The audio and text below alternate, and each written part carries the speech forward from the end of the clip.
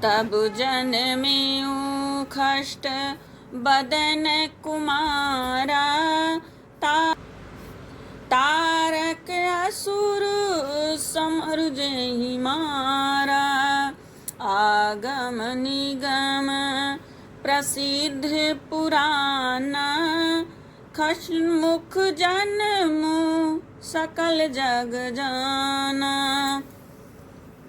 तब 6 मुख वाले पुत्र स्वामी कार्तिकेय का जन्म हुआ। बड़े होने पर युद्ध में तारकासुर को मारा। वेद शास्त्र और पुराणों में स्वामी कार्तिक के जन्म की कथा प्रसिद्ध है और सारा जगत उसे जानता है। मंगल भवन अमंगल हारी, द्रबहु सुदशरथ अजर बिहारी।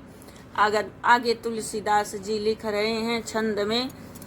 जग जान खष्ट मुख जन्म कर्म प्रताप, पुरुषारथ महा तेहि है तुम्हें वृष के तु सुत कर, चरित संक्षेप ही कहा।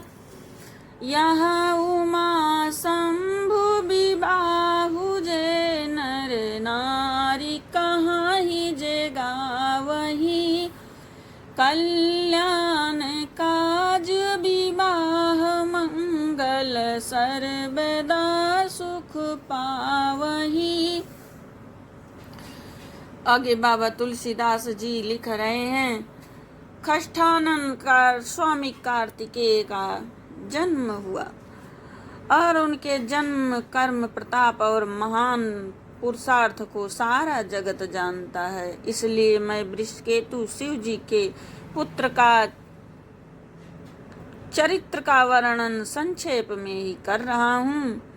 शिव जी पार्वती के विवाह की इस कथा को जो स्त्री पुरुष सुनेंगे, कहेंगे, गाएंगे, वह कल्याणकारियों विवाह आदि मंगलों में सदा सुख पावेंगे। तुलसीदास जी कह रहे हैं। मंगल भवन अमंगल हारी, द्रबहु सुदशरथ अजर बिहारी। चरित सिंधु गिरिजारमन रामा, वेदन पावहि पारुसिया रामा। बरनई तुलसी दासु की मिरामा, अतिमति मंद गंवारुसिया रामा। मंगल भवन अमंगल हारी, द्रबहु सुदशरथ अजर बिहारी। गिरजापति महादेव जी का चरित्र समुद्र के समान अपार है और उसका पार वेद भी नहीं पाते। तब अत्यंत मंद बुद्धि और गंवार तुलसीदास जी उसका वर्णन कैसे कर सकता है। शंभु चरित सुनी सरस सुहावा, भरद्वाज मुनि अति सुख पावा। बहुलाल सा कथा पर बाढ़ी, नयन नीरू रोमावली ठाढ़ी। शिव जी के रसीले और सुहावने चरित्र को सुनकर मुनि भरद्वाज जी ने बहुत ही सुख पाया। कथा सुनने से उनकी लालसा बहुत बढ़ गई और नेत्रों में जल भराया, रोमावली खड़ी हो गई। प्रेम विवश मुख आवन बानी, दशा देखी हर से मुनि ज्ञानी। अहो धन्य तव जन्म मुनीसा, तुम ही प्राण सम प्रिय गौरीसा।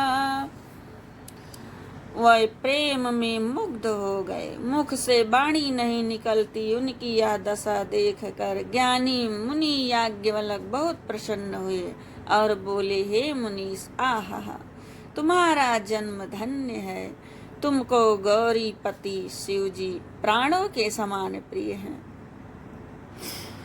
शिव पद कमल जिनहि रति नाही, राम ही ते सपने हूँ न सुहाही।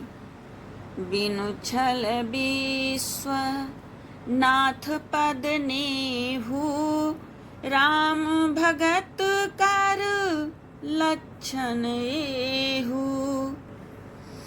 आगे की कथा अगले भाग में। जय श्री राम।